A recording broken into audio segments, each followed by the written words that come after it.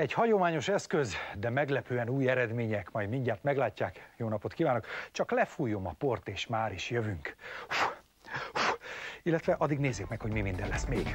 Az ügyfél csak legyen mindig elégedett.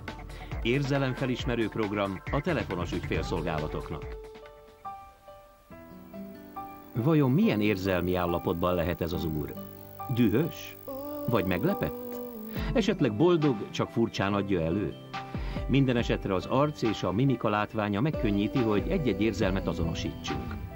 De mi a helyzet, ha csupán a hangot halljuk, és nem tudunk hozzá képet kapcsolni? Akkor nehezebb felismerni az érzelmeket. Emberi gyarlóság? Talán jobb, ha ebben is a számítógép segítségét kérjük. Ez egy szoftver. A szoftver feldolgozza a tárolt hanganyagokat, és detektálja benne az elhangzott kulcsszavakat és az érzelmi töltést. Gyakorlatilag megmondja, hogy ki, mikor, mit mondott és hogyan mondja. Vagyok, miben tudok önnek segíteni?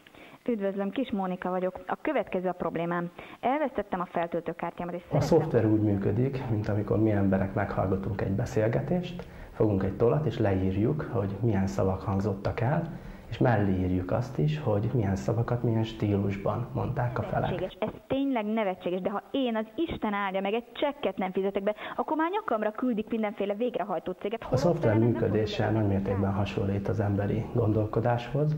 A szoftver és látott nagyon sok különböző típusú érzelmet, több ezer érzelmi mintát dolgoztunk fel, ezek valós ügyfélszolgálati beszélgetések voltak, például dühös érzelemből több ezres mintán dolgozhattunk.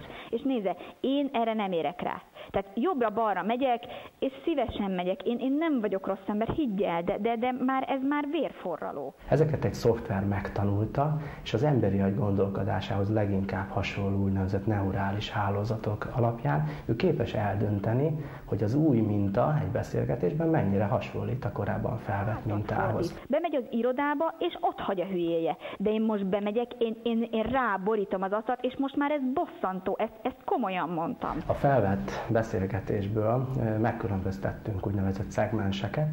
Ezek a szegmensek, ezek beszélgetés darabkák. Mert én most visszaviszem, de csákót csinálok az ember fejére ebből a szerződésből. Amennyiben azt a beszélgetés darabkát mi dühösnek értékeltük, akkor matematikai algoritmusokkal kivontunk belőle 30-50 különböző változót.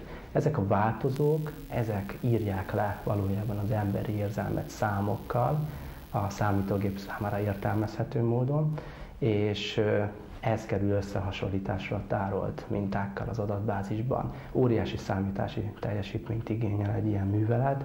A mai videókártyákon lévő grafikus processzort is kihasználjuk, hogy a valós idő közel 10-szeresével képesek legyünk ezt feldolgozni. Nyilván alá van írva, le van bélyegezve a Szürke Telefon Kft. Által, de mondom, annyit tud tenni, hogy ezzel együtt kellene akkor visszafáradni, és akkor lehetne kérni az üzletvezetőt. Ne haragudjon, hogy önnel így beszéltem, de olyan jó, hogy valakinek ezt így el tudtam mondani, és ez végig is hallgatott, tehát ez egy nagyon pozitív dolog.